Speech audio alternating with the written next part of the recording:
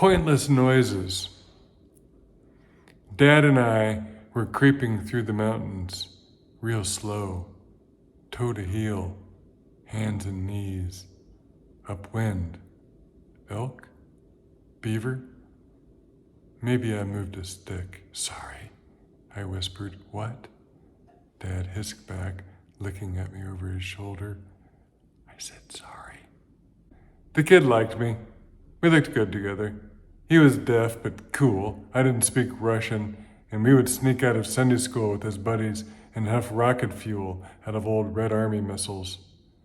He got a big rush out of my Nirvana tape case. That was wild. A world away, excited about a sound he'd never heard. I brought a ball and bat from a Yankees game, and we were out in the field before dinner. I was hitting balls to him and some kids when they rang the bell. The others ran inside, but he didn't notice. I pointed at the kitchen, but he kept looking at me. I went ahead and teed off one last drive, but by that time, he had turned and was walking away. I yelled, "Heads up." Larry would stand down the hallway and watch Valeria work. He left notes taped to her chair seat, her monitor. How do you feel? I'm watching you. He would offer her microwaved bowls of leftover ramen noodles.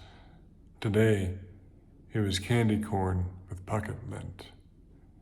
Some of them had been nibbled. Valeria could hear Larry snickering. Sometimes he tried to scare her. Valeria got up to lean outside her cubicle. There was Larry, on his hands and knees, trying not to laugh. He raised his head to look at Valeria.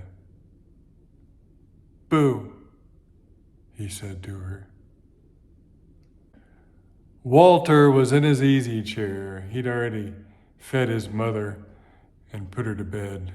Walter was having a couple of beers and watching a movie on the television before tomorrow and another day at the plant. "Hope I seen this'n," Walter said, flipping through the channels. "Bloodlust, Part 4, Death to the Glee Club.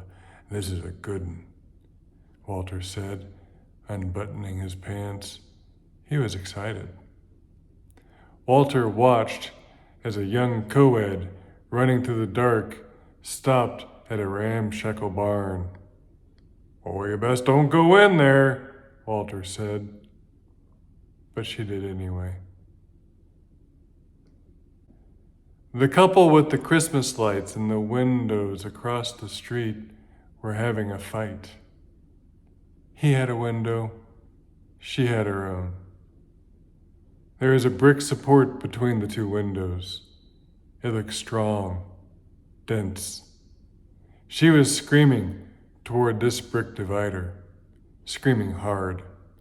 Her hair jerked back and forth, but he didn't seem to hear.